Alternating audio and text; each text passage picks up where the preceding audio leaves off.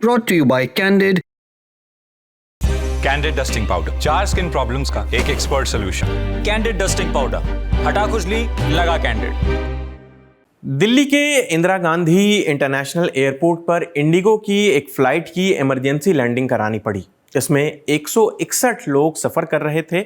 बताया जा रहा है कि प्लेन का इंजन फेल होने की आशंका जताई गई थी और इसी वजह से इमरजेंसी लैंडिंग करानी पड़ी। तो हुआ ये कि 28 मार्च को विशाखापट्टनम से आ रही इंडिगो की फ़्लाइट 6E579 में उड़ान के दौरान इंजन में गड़बड़ी होने की आशंका जताई गई।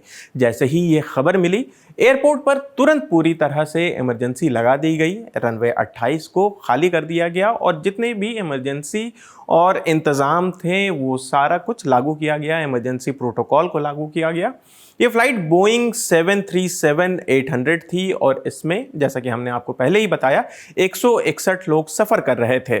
सुबह करीब 11 बजे के आसपास फ़्लाइट ने दिल्ली के IGI एयरपोर्ट पर लैंड किया। राहत की बात ये रही कि सब कुछ ठीक रहा। सभी यात्रियों को सेफली बाहर ले आया गया, यानी कि फ़्लाइट से बाहर निकाल लिया गया। किसी को भी कोई चोट नहीं लगी है।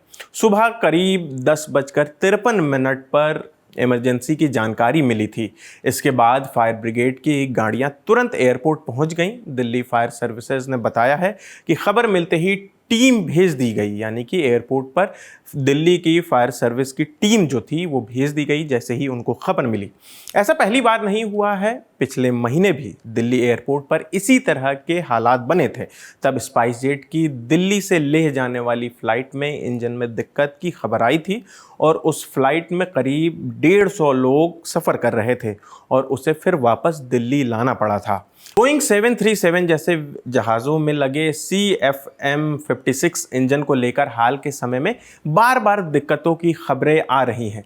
पिछले साल एरोलिनियस अर्जेंटीनाज ने अपने 8 बोइंग 737-800 जहाज़ों को इसी वजह से हटा दिया था।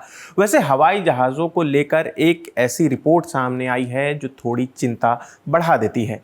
संसद की एक कमेटी ने देश के प्लेन सेक्टर पर रिपोर्ट दी है। इसमें बताया गया है कि जनवरी 2025 से फरवरी 2026 के बीच 754 जहाज़ों की जांच की गई। इसमें से 377 यानी कि करीब आधे हवाई जहाज़ों में बार बार तकनीकी दिक्कतें मिली, यानी कि लगभग 50% जहाज़ों में दिक्कतें मिली हैं। कमेटी ने इसे गंभीर मामला बताया है और कहा कि पूरे सिस्टम को फिर से ठीक करने की ज़रूरत है। सबसे ज़्यादा दिक्कत एयर इंडिया और एयर इंडिया एक्सप्रेस में देखी गई। एयर इंडिया के 166 फ्लाइट्स में से 137 में बार बार दिक्कतें आई। वहीं एयर इंडिया एक्सप्रेस के 101 जहाज़ों में से 54 में दिक्कतें मिली हैं। जुलाई 2025 में अहमदाबाद हादसे के बाद एयर इंडिया की बड़ी जांच हुई। इसमें 100 से ज़्यादा गड़बड़ियां सामने आई। इनमें 7 ऐसे मामले थे जिन्हें तुरंत ठीक करना ज़रूरी था। जांच में यह भी पता चला कि बोइंग 787 यानी कि 787 और 777 प्लेन के कुछ पायलटों की ट्रेनिंग पूरी नहीं हुई थी। कुछ उड़ानों में ज़रूरी केबिन स्टाफ कम था और कई बार तय समय से ज़्यादा ड्यूटी कराई गई।